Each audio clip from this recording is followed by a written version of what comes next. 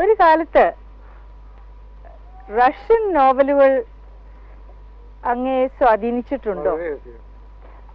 ആ കാലത്താണോ തോട്ടിയുടെ മകൻ, രണ്ടിടങ്ങഴി? ഏതാണ്ട് ആ കാലം കൂടെ ആ കാലഘട്ടത്തിലാണെന്ന് പറയാം. അതായത് എന്നെ വളരെ കൂടുതൽ ആകർഷിച്ചിട്ടുള്ളത് റഷ്യൻ നോവലുകളാണ്, സോവിയറ്റ് നോവലുകൾ അല്ല.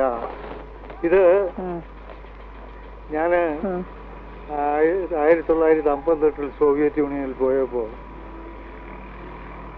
റൈറ്റേഴ്സ് യൂണിയന്റെ ക്ഷണം അനുസരിച്ച് ഇൻഡിവിജ്വൽ ആയിട്ട് ഡെലിഗേഷൻ അല്ല, എന്നെ ക്ഷണിച്ചു, ഞാൻ പോയി. അങ്ങനെയായിരുന്നു.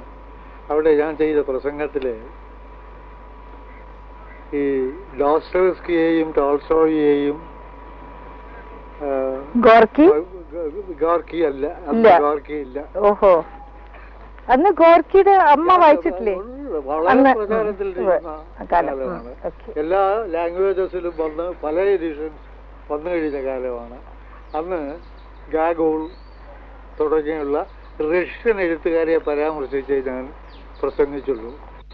ഫ്രഞ്ച് സാഹിത്യം കുറച്ച് സ്വാധീനിച്ചു അതിൽ.